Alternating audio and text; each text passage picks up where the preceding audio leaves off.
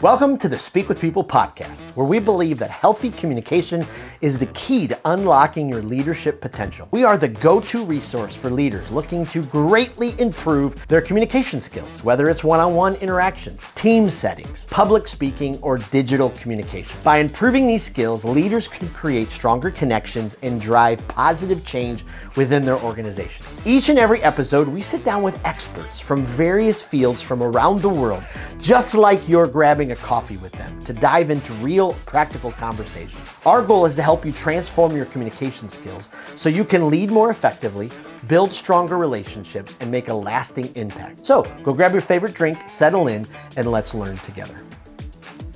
Well, how do you unlock your leadership potential when sometimes maybe the workplace wasn't built for you? Or how do you communicate with power, with clarity, without losing your own authentic voice? Well, welcome friends to the Speak with People podcast. My name is Jason Raitz. This is the podcast where we believe healthy communication is the heartbeat for impactful leadership. I can't wait to dive into this topic. I have talked with so many leaders over the years who have been or have tried to find their voice in the workplace. How do you feel heard? How at times when the environment is one that is filled with communication of fear and control and manipulation, how does your voice still find heard? And that's why I have been looking forward for a long time to this podcast interview. I have followed Cynthia on LinkedIn for a while. I'm not alone on that. There are many, many thousands of people who follow her on LinkedIn. She's a powerhouse leader, NYU trained lawyer, keynote speaker, author, founder of Embrace Change. She's helped thousands of professionals communicate with confidence and advocate for themselves. Just an amazing leader. This is such an honor to have you. Welcome to the Speak with People podcast, Cynthia. So much, Jason. It's really kind of you, and you're so awesome. I'm very excited to be here. Well, thank you. So before we hop into the conversation, why don't you give us a little bit more of your story, who you are, what you do, what's kind of got you to this place? Yeah, totally. I love to share it because it's very nonlinear, very organic, and I just like people to know that because they do see like the shiny whatever that you see now, 175,000 followers or like whatever, and they're like, Right. okay, this must have been like an intentional thing or what have you. So like I love to share the good, the bad, the ugly because getting to like this platform with Embrace Change, the impact we've had, the 200K online audience, it did not happen overnight. Like a lot of blood, sweat, and tears, 10-year journey type of thing. Wow. So to back up, my first career was as a public defender. So I'm a trained lawyer. I don't practice anymore, but my only goal in my career ever was to become a public defender, be a criminal defense lawyer for people who couldn't hire their own attorney. I did that, like had that one goal. It wasn't necessarily easy to get there, but I got there and then started doing the job. And like 3 years in, just as soon as I was kind of like really got the hang of it, really, had my feet wet and got competent at it, I started burning out and Mm. like in like a really big, serious way. And at first I was like, oh, this is normal. Let me just like take up some more hobbies. Let me go to therapy. Let me take more vacations. And I tried all of those like smaller pivots, Jason. I don't know if I'm sure you've heard this from others, but I don't know if you have, personal experience with it yourself. But I tried the incremental things and it wasn't changing.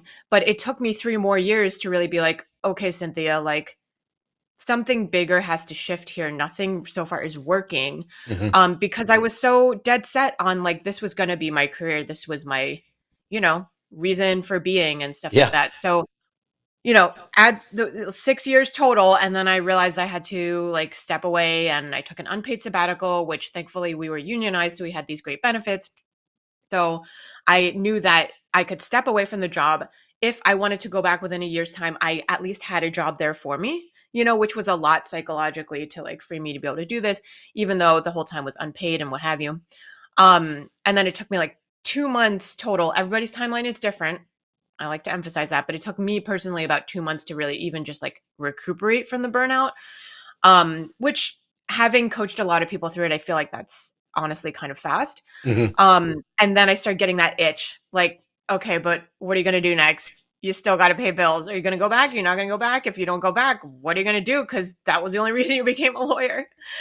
And so I did a lot of soul searching, got it into my head that I wanted to work for myself, started Embrace Change that fall, and then I failed forward. Like the Mm. first iteration of my business just didn't work. So 4 to 6 months later, I had to be like, okay, back to the drawing board, and then like a couple of those iterations for it, a lot of spaghetti on the wall. That's when I kind of like landed on the career coaching work, really as like the 50th experiment I was running. But it immediately felt different.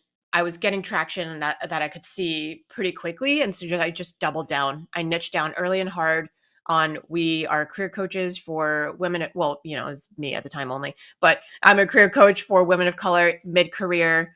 Here's how you work with us, sort of thing. So I'll stop there because that was already a lot, but that gets us to basically the origin story of Embrace Change. No, I absolutely love it. For me, especially as a leader, learning someone's story Hmm. and what's influenced where you're at today. I mean, it's just so powerful, and it's so humbling to be able to hear the things that brought you, or whenever you're listening to someone's story that brought them to that place. I mean, it's like, Right. whew, that's Yeah. that's incredible. Because you might not know from the surface. And I love that, we're all talking about communication here because there's like stories transform, right? That was something my former public speaking coach taught me. Um, because I actually this is like a whole tangent we didn't even plan, but like I don't particularly enjoy speaking, to be honest. Right, I do it. I right. do it because I know, like, I do it because I'm in service of my mission with Hmm. Embrace Change, and I know this is how I can reach more people and more women of color and more people of color to get them to know about what we are doing here, and just people who want to support building workplaces where everyone can thrive and where you're ultimately going to get better ROI and better bottom line. They need to know about what we're doing at Embrace Change about employee engagement, employee well-being, and all that stuff. And I can't get that message out if I'm not willing to push my own comfort zone with communication and communicate better and over again because like I believe so strongly in what we're doing. Whew. Um, you know what I mean? So I don't know if you feel the same way with Speak with People. Like Well, wow, you said a lot there. This is amazing. turn tables. Let me touch on what you just talked about. One of my speaking heroes, Jeff Henderson, he is famous for saying the leadership follows the microphone. So you're exactly correct. Like, it's difficult sometimes to be able to, I have so much imposter syndrome, especially with what I do with, communicate, and I'm walking into rooms to help people communicate. I'm like, I really need like 17 degrees and, all of this other stuff. But then at the end of the day, I'm like, okay, I've been able to speak in front of hundreds of thousands of people. That's kind of helped me. So we all have that, like, oh, should I do this?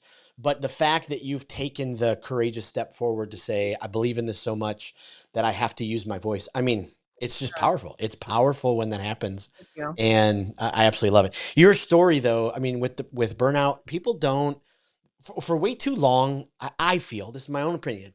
You use the word burnout, and there was a tangent of people that were like, oh, whatever, just push through it. And I'm like, I, yeah, that's really helped a lot of people over the years as they've hit rock bottom, struggled so far. I'm an MBA dropout, worked on an MBA long ago. And one of the first classes they handed me, Primal Leadership by Daniel Goleman. And I was, wait a minute. We don't have to lead out of fear and control. Like, if you actually tap into people's emotions and joy, they'll actually want to be there and work hard. And I'm like, it changed my life. So I love your message. I love what you're doing for people because it's so incredibly important. I'm so glad you shared that because and you mentioned this in the intro too of just like cultures of control, cultures of where, you do have to motivate out of fear or stress or all that sort of thing. And I'm also very cognizant of the time in which we are recording this in 2025, and there's a lot of that just like writ large in society. Like if you're at all an empathetic person, you are feeling it. There's just so much going on. There's so much turmoil, there's so much churn, and it's really hard not to feel completely like that gravitational pull of it. So I think the challenge now for anyone who is a leader, and I define that very broadly. Like I don't define leadership by the role or whatnot. I define it super broadly. If you are a person who cares, who can spot some problems and then take initiative to go and work towards solutions for those problems, usually catalyzing, galvanizing people around you, that's leadership. Yep. You can lead from behind, from the side, anywhere, right? From the bottom of the org chart. To me, Yes. it's really not about that. And we need that level of leadership from people to take initiative, because otherwise you have a bunch of people who are just looking to others to be like, okay, well, what do I do now? No one is going to tell you what to do in your career like that. Right. And I'm a career coach, like I'm an executive coach, like that is like kind of like the work that we do, but like there is really like we have to lead ourselves first. And that's why I think like investing in one's own development, like the MBA that you did, like the MBA that I am sure, Jason, you have been self teaching yourself since coming out of the formal program. I'm Yeah. super into like us continuing our own development on our own. Yes. Everyone who's listening is doing that inherently. So anyway, that was all kind of like some stream of consciousness about it, but I think this work is so important, and figuring out how we communicate and lead better is the thing we need. Yes. Well, Yeah. I love about your story too. You hit on, because I know we have entrepreneurs that listen and business owners, and there Yeah. is this dream out there that the first time you attempt something, you're going to wake up tomorrow and it's going to be like, oh, wow, another Yeah. 10,000 followers. Exciting. Yeah. It's like, it I know. just doesn't. I have friends who are like, yeah, I'm going to start something. And I was like, listen, I think it's great. Go for it. But here's what I want you to know. You're about to step into the hardest thing you've ever done in Mhm. your life, because the people that you thought were going to be behind you probably aren't. The people that you thought were going to even just simply like your posts or listen to your podcast or read your book probably are. And you've got to be okay with that. You've got to keep moving forward because you believe in the vision that you have. Yes. And that goes back to your earlier point, and that I like never really close the loop on, which is that we have to be really careful what we internalize and what we don't. Oh, You do not need to over personalize whether someone liked your post or not, whether your yes. CEO or somebody higher up in the org made some decision or didn't. Like it's it's less about us and more about the situation. So be able to discern what is about you and what is for you to pick up and what isn't. And that's harder. It's much easier said than done, right? But to your point for the entrepreneurial leaders, because I also think about that, like entrepreneurial leadership, CEO mindset is a completely different thing than being like, I'm just going to put up my shingle and like do the thing that I did as a salaried person independently. There's overlap there, but it's not like it's necessary but not sufficient kind of Yeah. thing. And it's easy to start something, super easy to start something, especially with the tech, with the tools, with the AI, with the Gen AI, right? It's hard to do something for the 10th year in a row. Like Wow. that, we have to figure out how we're continually up leveling, because also there's so much, it's like information overload. If you are on social media, which you probably are, if you are on the internet, it's easy to do that like shiny new object syndrome thing, but to actually figure out, okay, I am serious about this. What do I actually need to invest in? Who are the people I need around me? What is my strategy for when this thing stops working? Because even if it works at the beginning, it's going to stop working in that way. Because I don't know if you're a fan of that book, Company of One, I Mm. think it's called. And it's like past success is the biggest, I'm paraphrasing and butchering it here, but like past success is the biggest threat to future success. Because if you figured out how to work something, guess what? You just learned how to sell to yesterday's market. So, like, great. And that's a win. And I fully, genuinely, like, not Yep. even sarcastically, I genuinely celebrate that. Yep. And also, what's the plan for tomorrow? Mm. Mm. Wow. Well, Rough. we're 10% in, and you have given us a masterclass here. I love this. I love it. Talk to us for a second about your journey from, okay, public defender, like, Yeah. wow. I mean, I can't even Mhm. imagine some of the stories you could probably tell, Yeah, it's a and lot. maybe some of the depth of humanity that walked alongside with people, to now coach, CEO, starting a movement, all of those kind of things. What kind of inspired you, and then what's kind of been the most impactful part of that? Wait, so I would say what's inspired me is, I this is corny, but I am that person who is kind of reliant on that feedback cycle.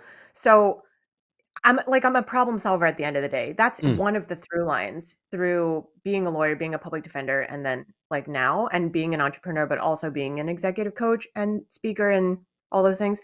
Um, I I'm someone who I see the gap. Like I see the gap between our potential and organization's potential and Ooh. individuals' potential, and I want to close that. I see the gap in when I was a PD, like in how the system functioned, like how it could be better and still accomplish a lot. But like to your point with your word, like acknowledge people's humanity more on all sides of the issue, and of the conflict and of the harm and all of that. Like I see the gap and I want to close that gap. That's like what ultimately inspires me and keeps me motivated. And what, you don't see it 100% of the time. I don't want to glamorize what I do at all. But when I can see that, when I can see someone else, their growth and their win, them closing the gap for themselves, whether they see it or not, like that inspires me and gives me hope and keeps me going. One example of it now in Embrace Changes, we have this collective, this community of like vibrant, amazing women of color who are career minded, the EC Collective, and like watching them support each other is like priceless. Mm. That's the stuff that inspires me and keeps me going. At the same time, I want to be super real for the entrepreneurs and the other leaders out there. When it doesn't look like that, you still have to be able to find a way to like dig deeper and find a way to be inspired. And for me, that's reminding myself of the mission behind Embrace Change, which is to, make sure that all women of color, people of color, which by extension means everybody, is getting the money, power, and respect that they deserve in their careers and in the workplace. So I stay very tied to that. I mean, I'm not going to lie to you, Jason. There's many times where I'm just like, do I just give up now, or like should I just throw in the towel? Like, here's another roadblock, like the 100th roadblock. Yep. What do I do?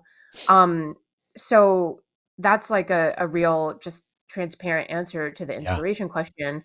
The second part was you were asking me what was it, the impact. The impact. Yeah. Yeah, I mean, I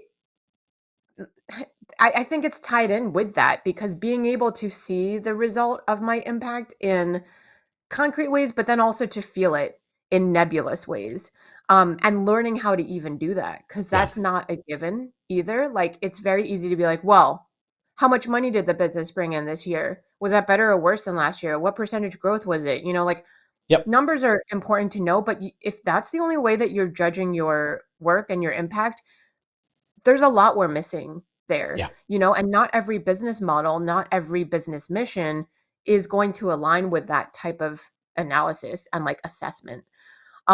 So I look at it really comprehensively and really holistically. And um, I don't know, at this point, I feel I like drink so much of my own Kool-Aid that I feel the impact strongly in the day to day. It's hard for me to deny, like I do look at the numbers week to week and we've got almost 10,000 people on our mailing list. I'm like, that means we're doing something right. Like I started that from like less than 50 of people that I just knew, from my old career. So you can see how Wow. that has gone. And I had less than 500. I wasn't using my LinkedIn at the beginning of, even at the beginning of Embrace Change. One of my clients actually was like, you should really be on LinkedIn. And I was like, oh, it's such a stodgy platform. I don't know what I'm doing on there, blah, blah, blah. And then, after 3 more months of like struggling to find clients, I did it. You know what I mean? Because the pain of that got so high that I was willing to push myself another notch in the comfort zone or discomfort zone. And then I like got on there and then I, tried a bunch of stuff out, like threw a bunch of spaghetti at the wall there and then got the LinkedIn top voice. And then it just really catapulted from there. So one thing I also say to people is like, always be ready for your big break, because it's not the dream scenario of like, oh, I just wake up and I got 10,000 more followers. It's not like that for me now, by the way, for people to know. Um, and like at the same time, we have to make sure that we're building a foundation, building out like a house. That's how I sort of think about it. Like, do you have the pathway to your house? Do you have the front door? Do you have the lobby? Then do you have the different rooms, the different Wow. levels, annexes to this place for people to land when they knock on that door? Because you may have that viral moment at some point, but then what do they do? Like, how do you capture that? And I've seen clients go through like the what not to do scenario where they're caught flat-footed because they don't have anything they don't have a link for people to pay them. They don't have a link to click a call to get in touch, but they went viral unexpectedly. And then it's like, okay, well, maybe I got some followers, but I don't know who they are. I don't know how to get them on my actual list. I don't know how to communicate with Right. them. You know what I mean? So anyway, that was again a ton. But Jason, you're very kind to let me just talk.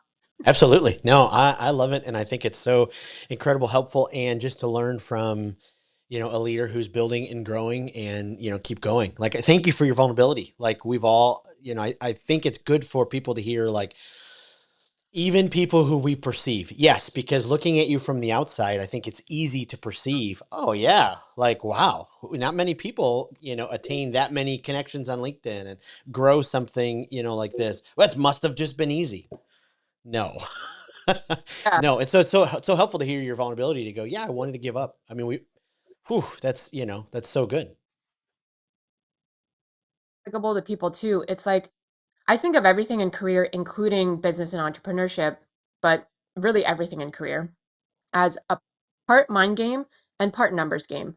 Oof. So you have to get out of bed and win that mind game every day to be able to, and not every single day, right? Just most of the days, to be able to go and then do the work. But the numbers game part, it's a lot of reps. Like I didn't get LinkedIn top voice because I posted a few times and then I was like, okay, well that didn't work. Let me stop, try something else. I just kept at it and I was like, okay, this isn't landing. So let me try this.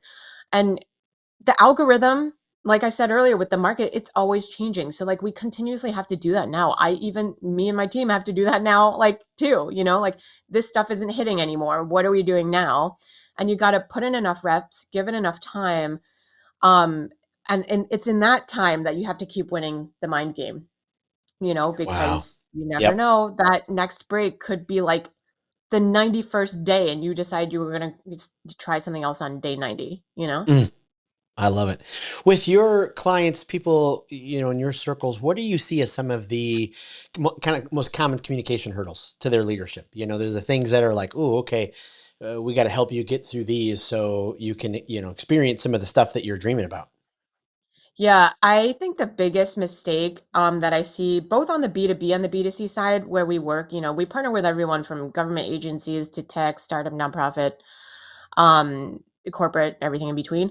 Uh, the biggest communication troubles, and actually my first article on Forbes, because I'm a Forbes contributor for leadership strategy. My first article was about how do leaders communicate in this time where the social contract and the psychological contract in the workplace is broken.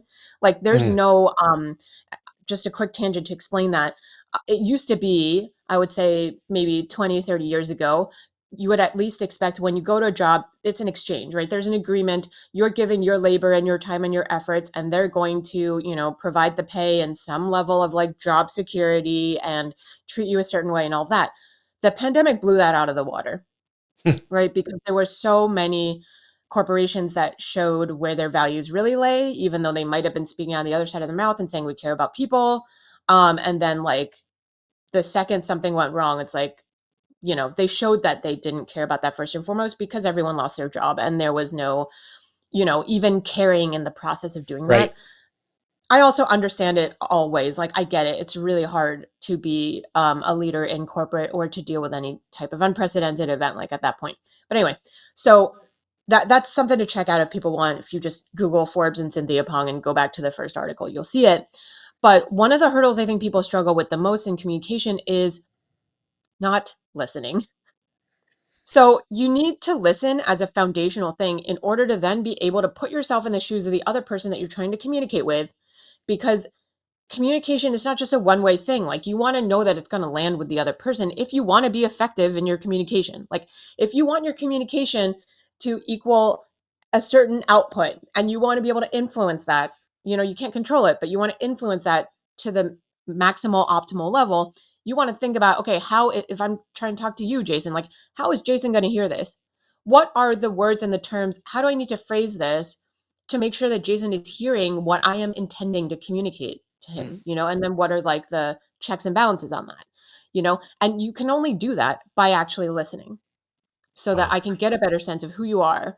What's your past lived experience? What are your communication preferences? How are you most likely to be able to hear the message I'm trying to communicate to you? And I think most of us rush to, okay, this is what I'm going to say. This is what's going to make me sound smart, or, things like that that are Yeah. really just the window dressing. Um, but that's honestly, I'm going to leave it there because I want to know your thoughts as well. You're a comms expert. What do you think? Give me the truth. No, you're you're 100% right on. I mean, it's so fascinating. Leaders, we sometimes fall into this. Yeah, I've got to improve my communication, so I got to improve how I speak, and I need to be more eloquent, and I need to.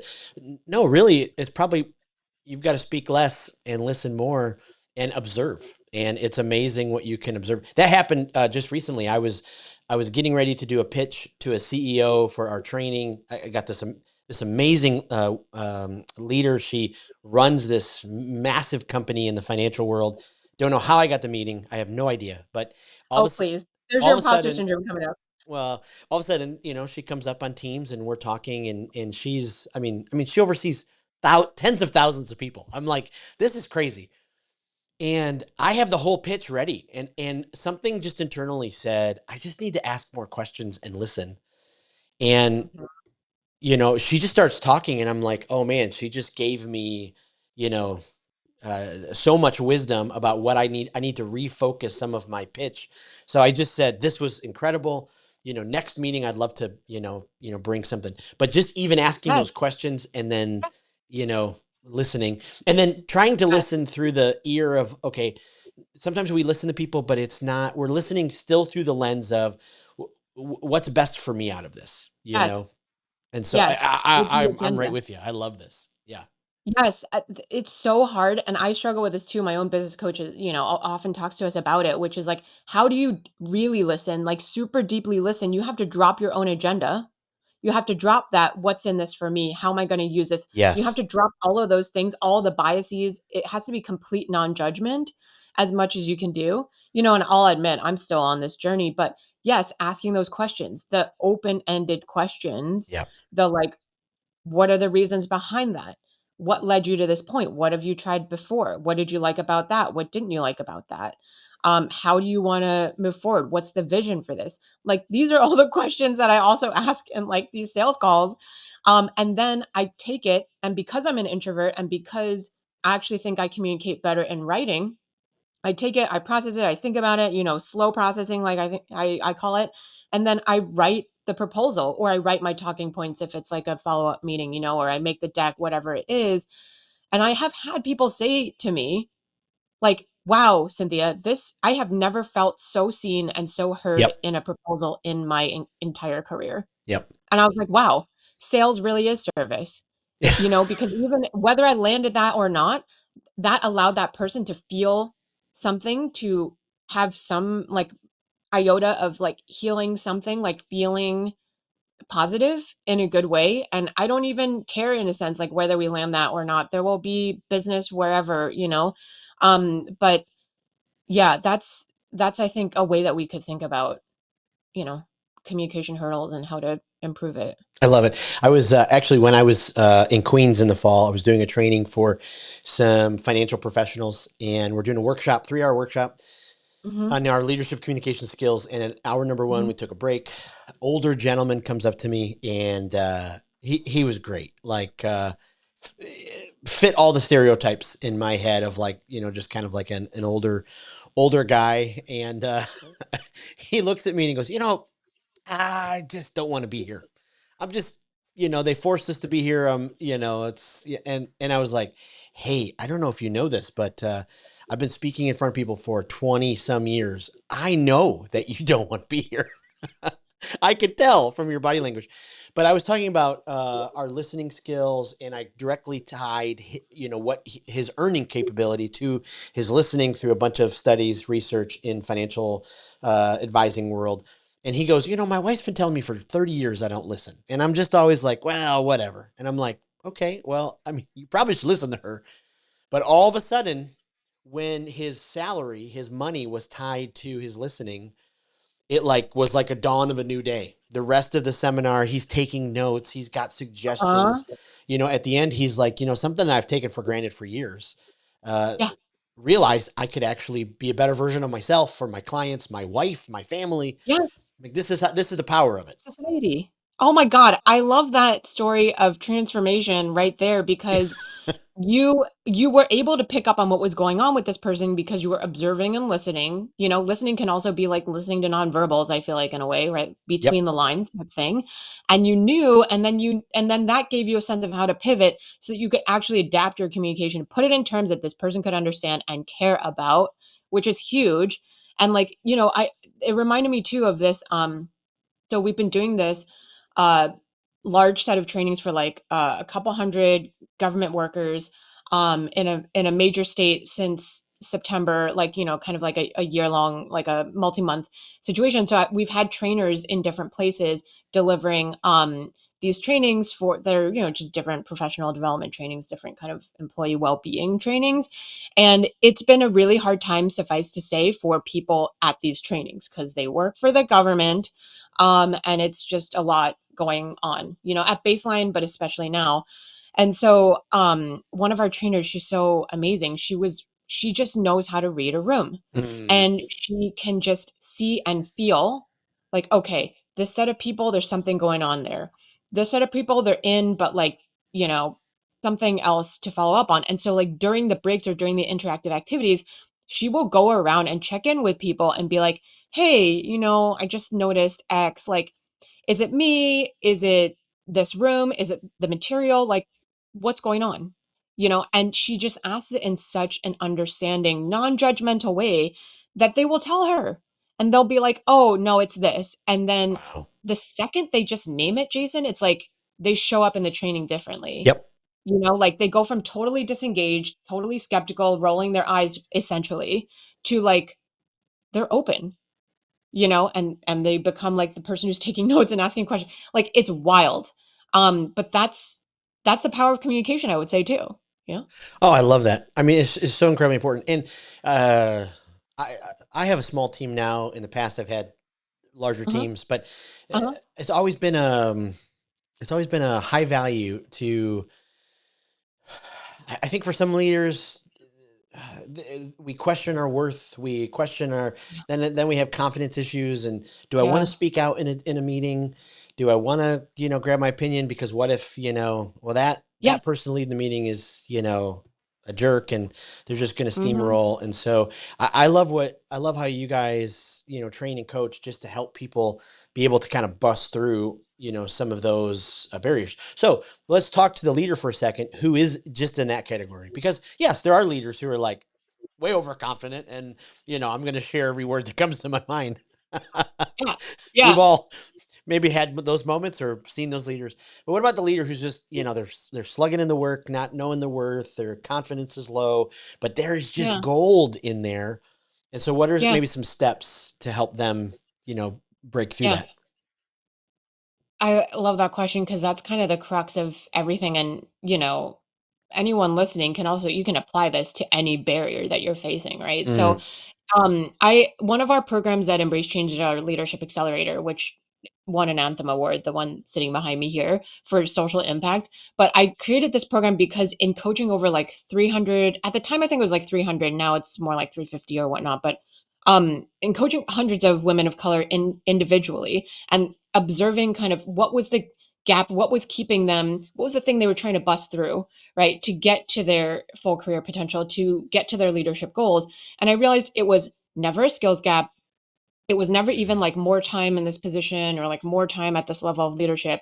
It always came down to the fact that one or more of five elements was like missing from their approach. It was like weaker, it wasn't there, etc. And so I boiled it down to this framework that I call C-CARE, C-CARE, and that stands for compassion, curiosity, action oriented, real time experimentation. mm, So that's C care. And like the idea is anytime you are feeling stuck, you're at a crossroads, you're at a roadblock, you're feeling like you need to bust through something to actually be able to offer all the gems that you have inside, but you're feeling, I don't know, imposter syndrome, stuck, analysis paralysis, what have you. The idea is you go to those five words and you're like, you just go through them. You're like, which one of these elements, compassion, curiosity, action oriented, real time experimentation, which one of these elements is missing from my approach right now? And how can I focus on and double down on that?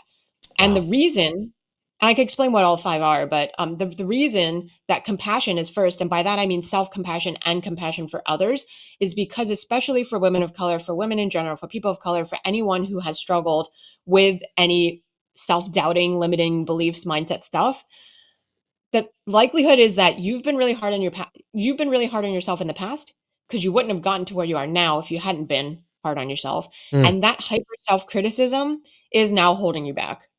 And the antidote, if you will, to that is to apply and give even more grace to yourself, more self compassion and understanding so that you can give yourself space to try something and make a mistake or fail, so that you can make the right decision that other people aren't going to be happy with. That, person, that leader is going to be like, feel like, what, who is this person or whatever. Like all of those things, we need to give ourselves more compassion around what happened in the past and what we're about to do in order to really step into our full leadership. So that's why that C is first. And also giving yourself genuine self compassion is the only way you can actually extend it to other people, because it's that saying of like, when there's a finger pointing at someone else, there's three fingers pointing back at you. That's what's happening when we're critiquing others. We're not, when we're critiquing them in a really harsh, like hypercritical way, we're not actually understanding that everyone is doing the best that they can in that given moment with the information that they have, self included. So that's why that C is first. And Wow. I mean, I don't even know if I can talk more about the care part of C care, but like that was the real light bulb moment for me. And I find that a lot of times that's what's missing. It's not the deficit. It's not like we just need to get better at X. It's really that self-compassion piece to help people bust through. Ooh, I love that because we spend so much time. I'm saying that kind of Hmm. broadly, but Hmm. I have. I could tell you for sure. Weighing myself against others. Well, Yeah. they've got it more together. They look better. They are smarter. I mean, we spend so much in that whole self compassion part.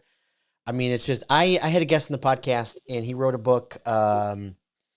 Sitting over there, I'm trying to remember it, but it hit me as he's talking, and he said, you gotta remember, you're the only one of you on the planet. In the end, that's a pretty remarkable thing. And so Yeah. stop looking at yourself and the flaws first. And a Yeah. while ago, someone turned me on to Mel Robbins, and I was like, okay, Yes. whatever, self help.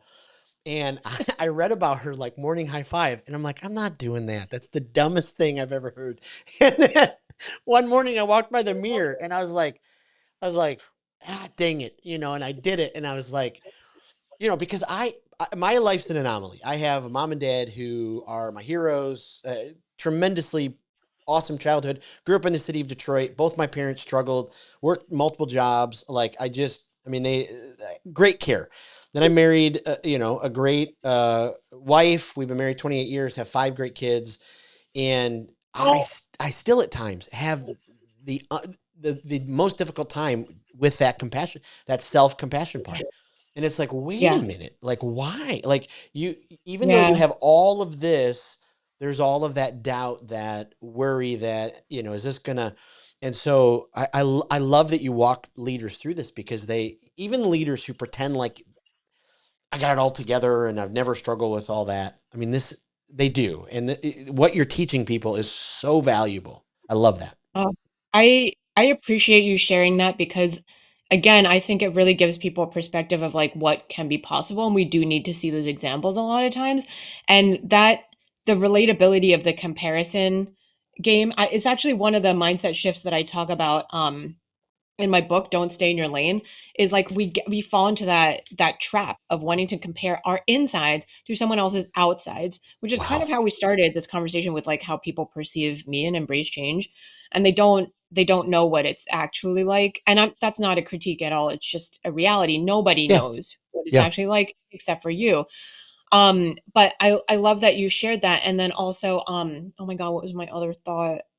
Um, you were talking about oh, the compassion, right. So I was to tie it back to, you had mentioned sort of like these cultures or organizations where there's a culture of fear, control, all that stuff. And I think honestly the people who are, possibly upholding and perpetuating what might be toxic workplace cultures, chances are they are probably having an extremely intense hyper self-critical, like they've bought into that so much for themselves, which is why Right. it comes out in this really unhealthy manner for the people around them.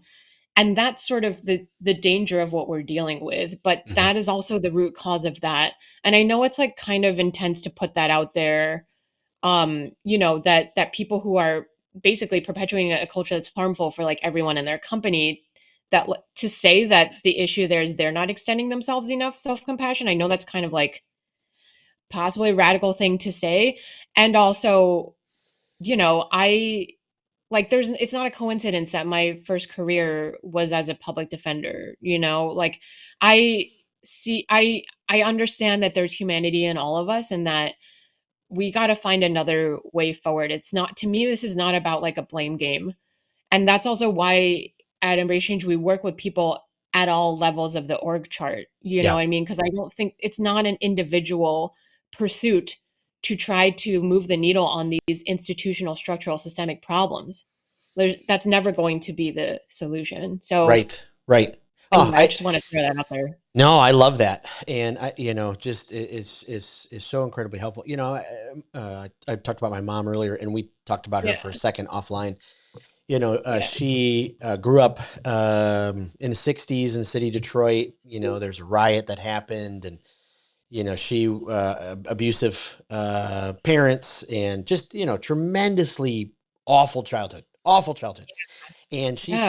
said, many nights she would lay in bed and she would just pray, God, if I ever have my own family, let me just, take care of them. And so I watched her dad, she got straight A's in high school and she wanted to go to college. And, you know, we sometimes lose sight of the fact that, wow, even as slow as some things seem they are now, you know, Yeah.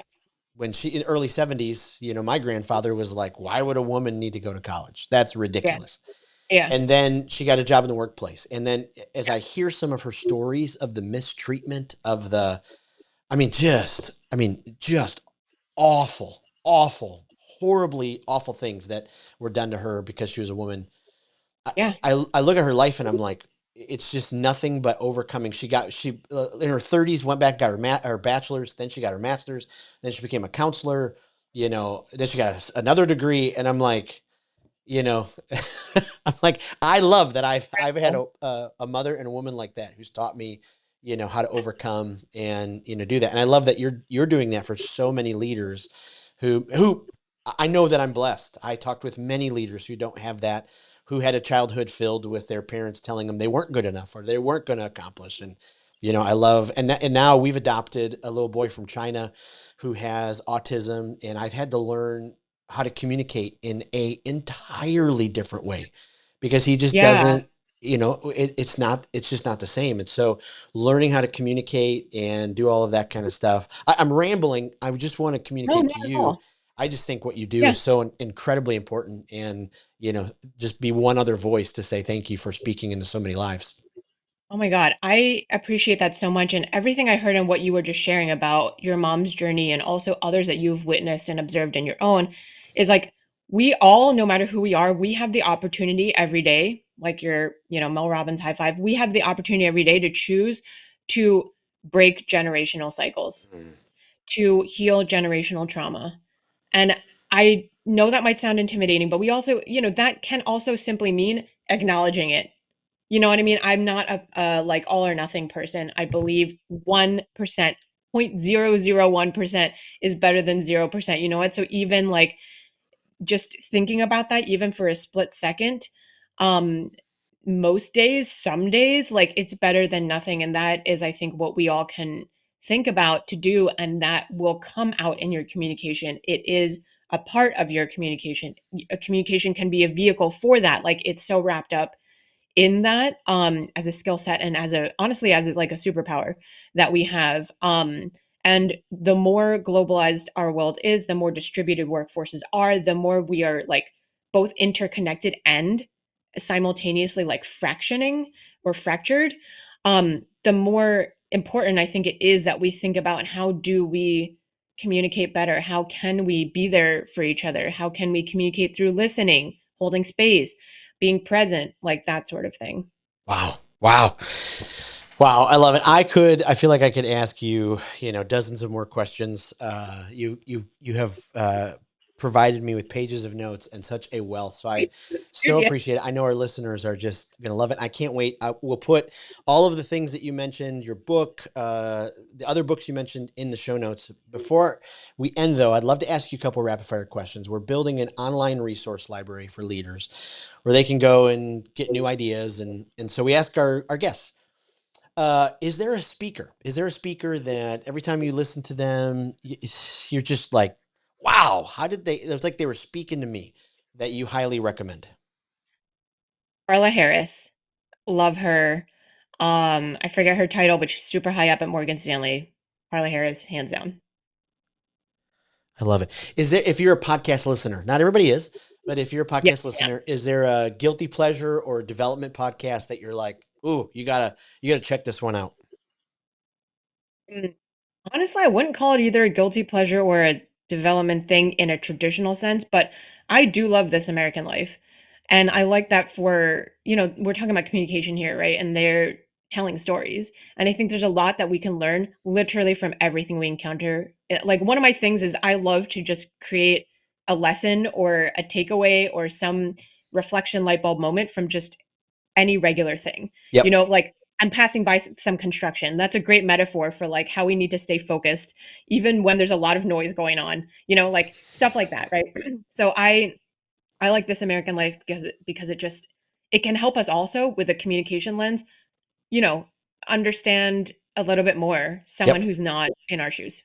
Oh, I love that. And then you run into a friend, they're about to go to a desert island, and they ask you, what's the one book I should take with me? Oh my God. Is there a book that you recommend leaders? You just got to read this book. Okay, I'm a big fan of, and this was not my original thought, but with that framing, I'm a big fan of Thich Nhat Hanh, who's a Buddhist, super famous Vietnamese Buddhist leader, passed away a couple years ago. Any of his writings, Mm, I mean, No Mud, No Lotus, How to Walk, um, yeah, those. I love it. I love it. That is fantastic. Where is the absolute best place? We can put in the show notes. We have a Facebook group for leaders. We'll Yeah. put all your information. Where's the best place they can find out more about you and all of that kind of stuff? But everything's consolidated on the website. So that's embracechange.nyc. And there's a whole story why it's not a .com, but that'll have to be for another day. Embracechange.nyc, you can read about the coaching, you can read about B2B solutions, you can see about our EC collective, the book, all those things. And then for people who really just want the leadership nuggets and stuff like that, then really probably you should just follow me on Forbes. If you Google Forbes, Cynthia Pong, you'll find my column on there, and then you click follow and they'll tell you whenever I have a new article, which is roughly every other week. Wow, absolutely amazing. Well, this has been Thanks. such an honor. You are, I mean, God, thank obviously, you. you know all these things, but just a brilliant leader. You come through the screen like you and I are just sitting over coffee, and I just appreciate your communication. I appreciate what you do. So thank you so much. Good delight, real highlight of my week. So just thank you so much for everything you're doing, your whole mission, and for allowing me to be on the pod. This has been more than fun. Thanks for tuning in to today's episode of the Speak with People podcast. It means the world to us when you share this episode. Thanks for liking, subscribing, or following the podcast. That really does help the podcast get into more ears and into more leaders listening. Also, don't forget, we have 2 exciting resources for you. The first is go to Facebook and join the speakers group. This is a community designed for leaders who want to grow their communication skills. Also, go to speakwithpeople.com/skills library to access the Communication Skills Library. It is an online resource chock filled with resources that will inspire you and transform you and grow your communication skills. Thanks again for being a part of the listening community. We cannot wait for the next episode.